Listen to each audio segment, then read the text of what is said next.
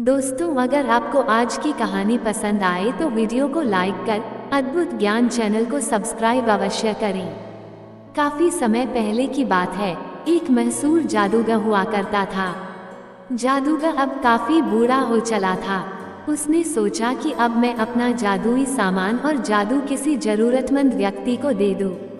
एक दिन एक गरीब नौजवान जादूगर के घर के पास से गुजर रहा था। उसे किसी की कराने की आवाज सुनाई दी। नौजवान आवाज सुनकर वहां रुक गया और उस घर के अंदर आया। घर के अंदर जाने के बाद उसने देखा कि एक बूढ़ा व्यक्ति बहुत बीमार और बेड पर सोया अपनी दर्द भरी आवाज निकाल रहा था। नौजवान बूढ़े व्यक्ति के पास आकर पूछा कि क्या हुआ बाबा। बूढ़ा व्यक्ति बोला कि उसे भूख लगी है और उसके पैरों में बहुत पीड़ा हो रही है।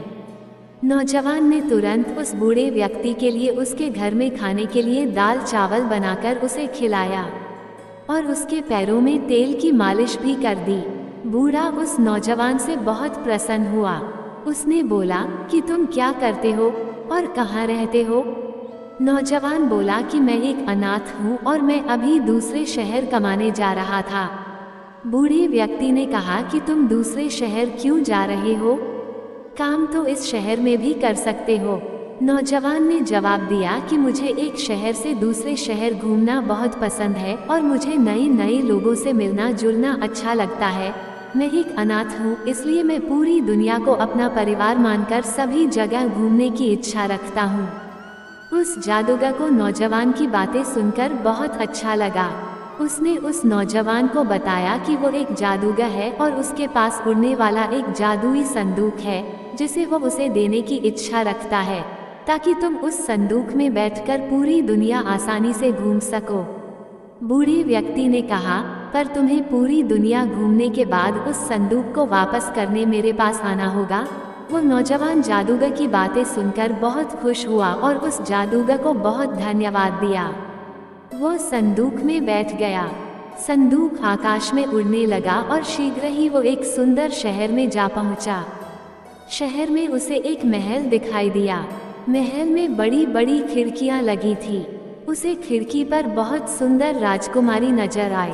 नौजवान उस खिड़की के नजदीक गया तो राजकुमारी उस संदूक में बैठे नौजवान और उसके संदूक से बहुत प्रभावित हुई। राजकुमारी ने हाथ हिलाकर उस नौजवान को अपने पास बुलाया और उससे उसके उड़ने वाली संदूक के बारे में पूछा। नौजवान ने राजकुमारी को बताया कि वो संदूक उसे एक जादूगर ने दिया है। राजकुमारी ने नौजवान से कहा कि वह भी उस संदूक में बैठना चाहती है। नौजवान ने राजकुमारी को अपने साथ संदूक में बिठाकर उससे झीलों और पर्वतों की सैर कराई।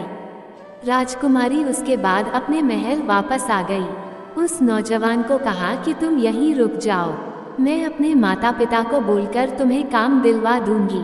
उस नौजवान ने कहा कि माफ़ी चाहता हूँ, मैं पहले पूरी दुनिया घूमना चाहूँगा, उसके बाद ये संदूक जादूगर को वापस कर आपके शहर काम करने जरूर आऊँगा।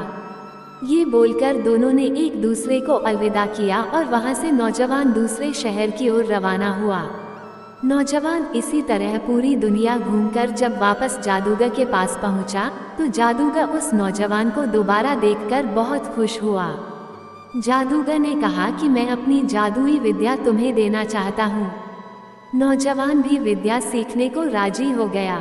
धीरे धीरे वो सारी जाई विद्या सीख गया।